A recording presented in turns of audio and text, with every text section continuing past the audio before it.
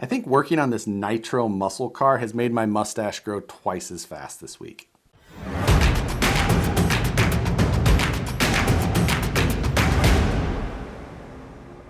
What's going on, everybody? Welcome back to week 2 of the monthly Mayhem InBurno challenge, where we're taking the Kyosho Inferno GT on-road touring car chassis that is Nitro and turning them into realistic looking burnout machines. We're trying to replicate a movie or TV scene or something like that where it looks like this vehicle is doing some sort of realistic burnout. And of course, we threw in the added challenge of using a Nitro vehicle. Neither Matt nor I have any experience with Nitro.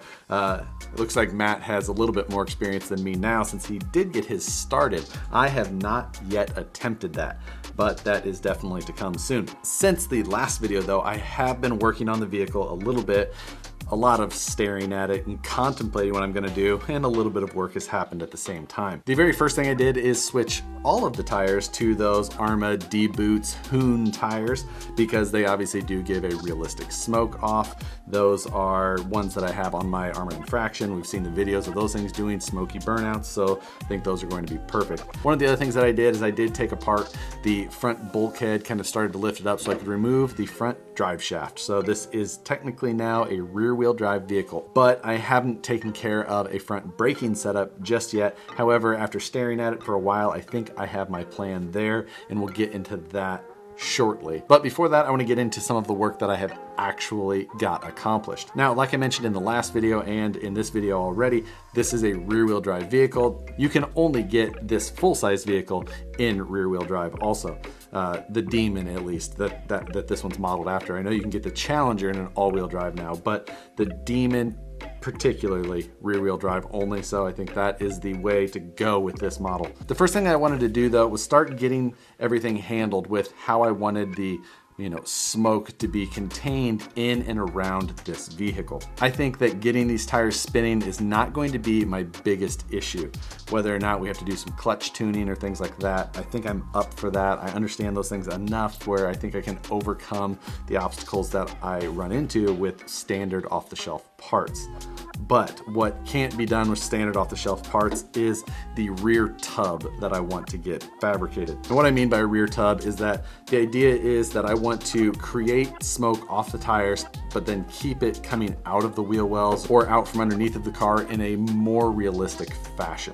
I think that if I don't do that, I'm just going to fill the inside of the body with smoke first as it kind of starts coming out everywhere also, but I want to try and keep it looking decent by forcing it out of this rear cavity before anywhere else. So to do that, I actually started with some cardboard templates. So I took this template here, which is a LaCroix box, of course, and I basically just started kind of putting it down in place, marking where my interference points were clearly going to be, marking the height, the width, and then starting cutting things out, trimming it, test fitting it, repeat over and over and over until I got the structure that I wanted. Then I added my bend lines as I feel necessary, and this is going to go down around the drive shaft, the rear chassis brace, and through the loop of this rear exhaust. From there, it will bend down, and functionally, it'll kind of sit like this, roughly. Now, from here, this width is made to fit the body pretty closely, and then the final aluminum piece will actually be a little bit shorter. And what I'm gonna hope to do is seal between this and the Lexan body with some simple foam weather stripping. Nothing, permanent, something that I'll be able to pull in, install the body, take off the body easily without having to deal with having, something like this whole contraption attached to the body. So after making this template, since then I have actually cut the aluminum piece. Again, this is 025 thick aluminum, and I've cut the template or the pattern that we've created on our cardboard here. However, I haven't bent it yet because my sheet metal brake is still at the office. So I'm gonna take my template, the vehicle, and my piece of aluminum to the office and get this thing, bent properly so that I can get it into the vehicle. And then I'll make some hard mounts to get this thing affixed to the chassis permanently. And then task number 2, again started with a cardboard template. And another thing that I wanted to do to make the illusion of more smoke off the tires is using the exhaust fumes to appear to be smoke. So to do that, I needed to reroute the exhaust, and I talked about that in the last episode. Now, I thought about just using some larger diameter tubing and just kind of trying to route it around, but I was also a little bit concerned about having low spots in it and catching all of the oil and then starting to cause way too much back pressure and all different types of issues that I was worried could be caused. So I went with a more simple route, and I, with another cardboard template, came up with this simple ducting style design. So after unfolding this, you can see it's just a flat cardboard template where I again laid it underneath of the chassis, started marking lines, and then from there transferred it to aluminum again, started trimming, bending, and folding. While the bends on these were still pretty long, but not quite as long as my rear structure, I did those mainly with just a set of these 4-inch jaw pliers. These work pretty well for this type of aluminum work, but again, this would have been nicer to have my sheet metal brake. Not a big deal. We got it done regardless. But from there, I transferred this to aluminum, bent it up, and I actually already got that installed on the vehicle. You can see this big aluminum piece on the side here, and I do have a little bit of 200-mile-an-hour tape on there and just a little bit of hot glue for some sealing around the lines, but this should be basically all sealed up, and I've got it attached to the chassis with 3 screws. Super simple, but this thing should have plenty of flow, and it should allow me to direct the smoke back to inside of this rear tub that I'm making. This tub has a notch here on the outside on this one here, and it actually fits right around that exhaust as well. So now my exhaust is going to be dumped right into the rear section of the body contained within that rear tub, and granted, it's going to be uneven and mainly on one side, but maybe I favor that side a little bit during filming, or at least on the early stages of a burnout. Or as another option, I could add a little bit of fins to try and direct the nitro fumes into the center more. I don't know. We'll see if it's necessary. We'll see how it looks. Overall though, I think that is going to be effective. I made sure that it was inside of the width of the body on the side. It just rests right up against it. You can't see it. It hangs right at the bottom edge. So with that cardboard rear template installed, the exhaust in place, we can set the body on there. And it's just a perfect fit. Nothing to worry about. I'm pretty happy with it. I don't expect the heat to be so great that it becomes an issue in there either. And any oil that does collect in there, if I need to, I'll drain like a weep hole so that it can easily come out. Trying to stay simple with that was easy. It took me about an hour to, draw the template, cut out the pieces by hand, and get it installed onto the vehicle. I didn't spend a ton of time on that just because I just needed it to be functional, and tomorrow I hope to actually fire this thing up. Obviously, as soon as we get it fired up, I'm just gonna go right to, the biggest burnouts I possibly can. Since I'm not gonna race this thing, I'm gonna skip the entire break-in thing. I don't think that that's probably needed at all. I'm kidding, don't worry. I'm gonna do a proper break-in like the manual says, even though that doesn't sound fun at all. I'm gonna do it right, get it set up, because I don't want to do a motor swap or have to hunt down a new motor for this thing in any sort of way during this challenge. Unless I happen to find like some big 4.6 that I felt just had to be crammed into this, who knows. Now, beyond making the new exhaust, starting my rear tub with my templates, that's about all the real work that I've got done. I don't think that we can consider swapping the tires much work, but I did also pull that front drive shaft. So, a little bit more progress has been made.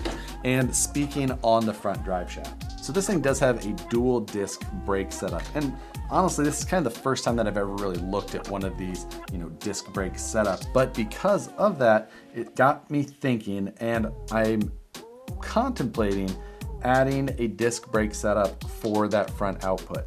Now, since this is a locked center differential, even though it's got a front brake and a rear brake, I'm not going to be able to use that front brake to only control the front. Even if I disconnected the rear, as soon as I pulled it, it would try and lock all the way through. But what I'm contemplating is taking and finding a dog bone that I can put back into that front output, and even if I need to angle it kind of up and out of the way and then put a new disc brake assembly, you know, even off to the side with its own servo, I think that I could do that, and I think that it would work. It doesn't really need to be anything crazy. It just needs to function. So there's plenty of room on this chassis, I think, to make that work. I don't think that finding a dog bone setup is going to be that difficult. The only thing that I would need to figure out is picking up another one of these brake assemblies with all of the parts needed to make it function, and then just get it back here, get it, you know, get some mounts printed, and then maybe getting like a mounting plate for it machined out so that I can get it bolted in place.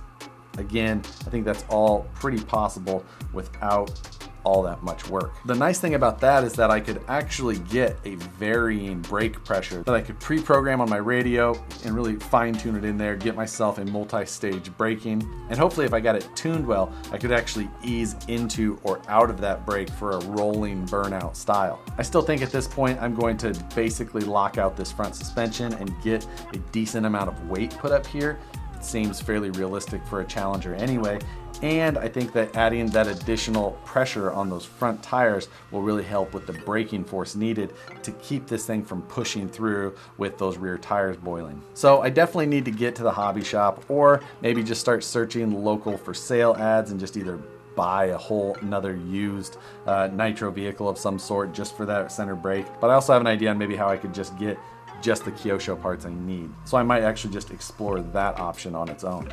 But the good news is that I think I'm going to have some time to get the parts, because next week's episode is actually going to get delayed a week. And that is because I've got two functions that are going to keep me away from the shop here for about a week. I've got Squirrel Fest up in Oregon, and then I'm not going to have any time between then and NRSA down in Las Vegas, which is the National Retail Hobby Store Association's yearly get together, where I'll be down there as a vendor displaying all the Vanquish stuff, the whole deal. So I'm not going to be able to get a video ready for next week. So I asked Matt if we could just delay a week. He was fine with that. It'll give us a little bit more time. I'll have more progress then the next time you see this. Otherwise, next week, it was basically, you're gonna be looking at almost the exact same thing.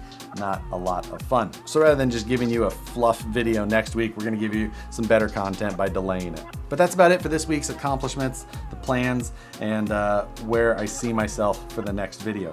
I'm hoping by the next time you see this, I actually have a vehicle that is functioning the way that I was hoping, meaning it's got front brakes, it's rear wheel drive, it's got the rear encapsulated exhaust, and I maybe can even do some initial testing and then being able to work from there on the following works on optimizing the performance. That is the lofty goal that I have, that you will see this truck in a functioning way next time. Matt's been showing me a couple of pictures and small videos of him actually getting his car out there, so he's definitely ahead of me there, but I don't have any concerns on actually getting the vehicle running and performing better than his.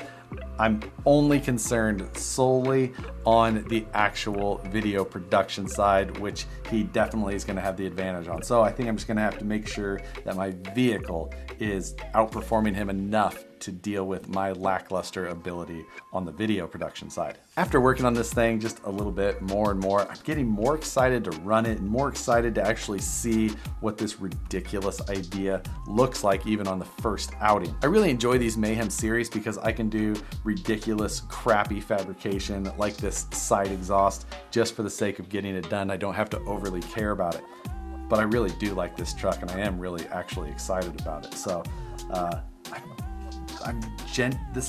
this truck does make me genuinely happy to look at and think about, which is so weird for a nitro. I feel like in the end, this could be a really, really fun challenge. There was definitely some good suggestions in the last video on movie scenes, definitely some ones that I hadn't seen. The Demon is definitely a new enough vehicle that we haven't seen it in all that many videos. So I'm a little limited on that. I'm guessing what Matt's going to do is replicate something from a video that is not with an R8. He's just going to find something else and then replicate a similar style.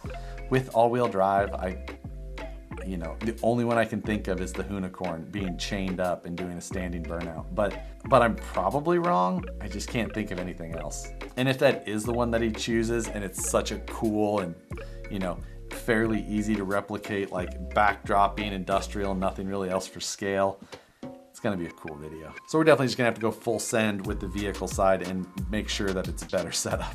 If you guys have any more suggestions for this week, drop them in the comments below. I need them. You can see what we got going on here so far. So drop anything or any ideas or thoughts you have in the comments below. Definitely looking forward to reading them. As always, I appreciate you guys watching. Hit the like button if you enjoy these videos. Subscribe if you're not already. Hit the notification bell so you see the videos as soon as they get uploaded.